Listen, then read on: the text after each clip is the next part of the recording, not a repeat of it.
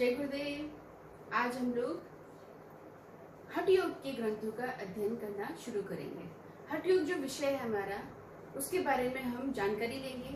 हठ योग के अंदर कौन कौन से ग्रंथ आते हैं उसके बारे में हम जानकारी करेंगे।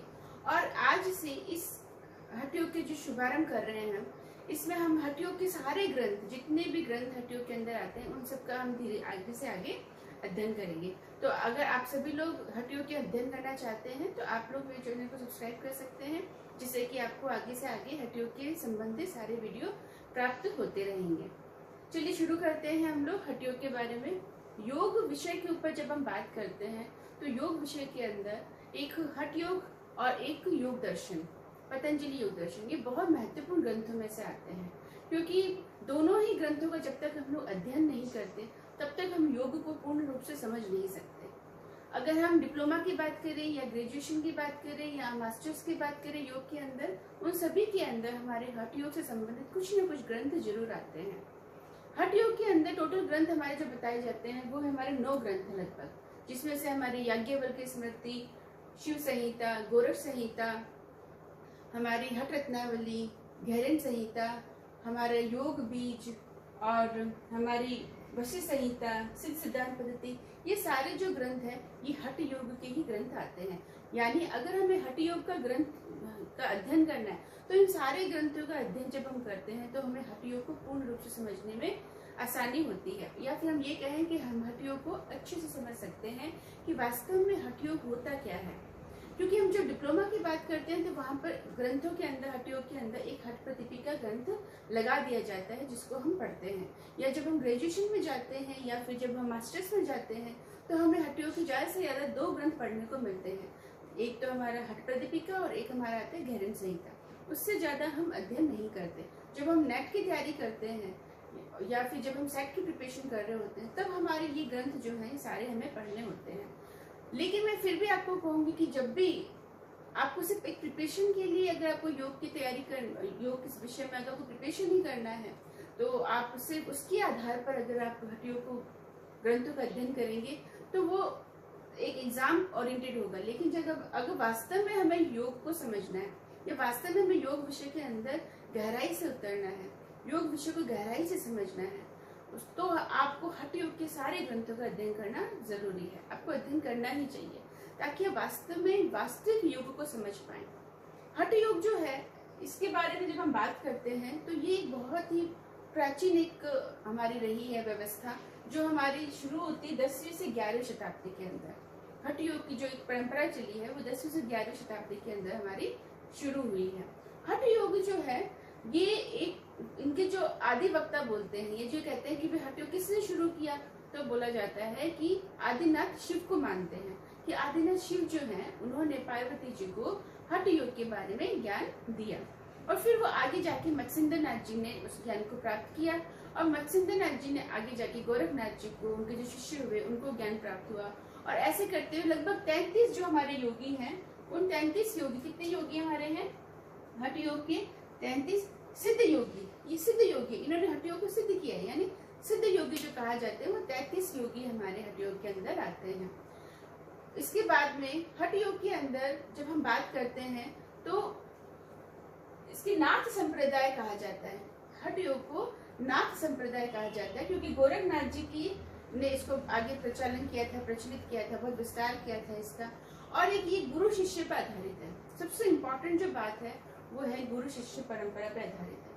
वैसे भी जब भी कोई हम योग की बात करते हैं या योग विषय पे जब भी हम कोई बात करते हैं, ये कभी भी नहीं हो सकता कि बिना गुरु के आप इस ज्ञान को अर्जित कर पाए, क्योंकि गुरु शिष्य परंपरा के माध्यम से ही आपको ज्ञान प्राप्त हो सकता है। हर एक विद्यार्थी को, हर एक व्यक्ति को जो ज्ञान प्राप्त करना चाहता है वो गुरु के माध्यम से ही ज्ञान प्राप्त करता है। हठ योग के जितने भी विषय हैं, जितने भी ग्रंथ हैं, उनके अंदर गुरु शिष्य परंपरा बहुत महत्वपूर्ण बताई गई है। वो ये कहते हैं कि आप जब हठ योग को शुरू करते हैं, जब आप योग की परंपरा को शुरू करते हैं, योग की साधना को शुरू कर रहे हैं, तो आपके अंदर सब सर्वप्रथम आपके अंदर अपने गुरु के प्रति बड़ा ही सम्मान, बड़ा ही उनके प्रति समर्पण होना चाहिए, क्योंकि बिना समर्पण भाव के गुरु आपको पूर्ण रूप से ज्ञान नहीं दे पाएगा और ना ही आप पूर्ण रूप से ज्ञान को ले पाओगे और उसे आत्मसात कर पाएंगे। फिर बात आती है कि इसके अंदर जो हठ योग है उसको हठ योग क्यों बताया गया। हठ योग नाम क्यों रखा गया? तो इसमें जो बात है ये आती है ह और ठ से अगर हम बात करें, क्योंकि हम आज इसका सिर्फ और सिर्फ एक परिचय ले रहे हैं हठ योग का, और उसके बाद में हम अगले क्लास से हम लोग उसके जो ग्रंथ हैं उनको एक ही ग्रंथ को हम शुरू करेंगे। तो इसमें जो हमने बेसिकली जो हमारा हठ योग है वो हठ योग, हठ क्यों पढ़ा? तो बोलते हैं कि हठ योग बीज मंत्र है, इसके अंदर ह और ठ है। तो ये जो ह और ठ है ये किन किन चीजों को शो करते हैं, किन किन चीजों को दर्शाते हैं? तो बोलते हैं जो हकार है, ह मतलब हकार और ठ मतलब ठकार से संबंधित है। ह को यहाँ पर संबोधित किया गया सूर्य नाड़ी से और ठ को यहाँ पे संबोधित किया गया है चंद्र नाड़ी से।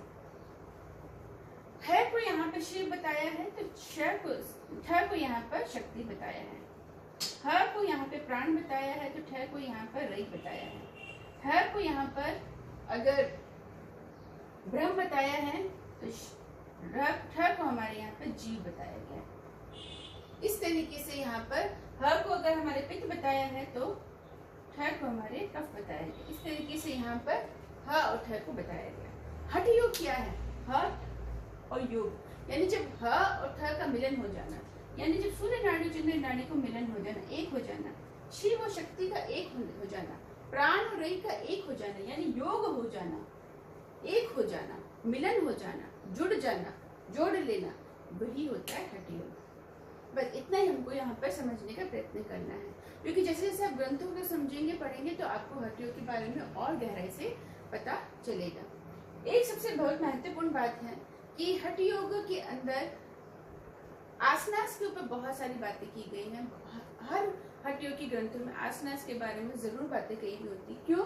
क्योंकि यहाँ पे सभी जो जितने भी हठ योग के जितने भी ग्रंथकार हैं उन सब ने हमेशा ही कहा है कि हठ योग जो है वो राजयोग तक पहुंचने का एक क्या है? मार्ग है। क्या है? एक मार्ग है, एक साधन है हठ योग, जिससे आप राजयोग तक पहुंच सकते हैं। हठ योग राजयोग से अलग नहीं है। जब हठ योग का प्रचलन हुआ था 10वीं से 11वीं शताब्दी के अंदर जो शुरू हुआ था, तो 16वीं से 17वीं शताब्दी तक ये बढ़ते बढ़ते जब ये और प्रचलित हुआ, तो कुछ कुछ चीजें जो बहुत ज्यादा प्रचलित हो जाती हैं, तो आने के बाद में उनके अंदर कुछ विकृतियां भी आ जाती हैं। तो आसनास के अंदर भी कुछ मिलन हुआ, कुछ आसनास को लेकर भी भ्रांति उत्पन्न हुई, हठ योग को लेकर बहुत भ्रांतियां हुई कि हठ योग तो सिर्फ शरीर आधारित है। इस तरीके से बहुत सारी भ्रांतियां, राजयोग अलग है, हठ योग अलग है, ऐसे बहुत सारी भ्रांतियां उत्पन्न हुई।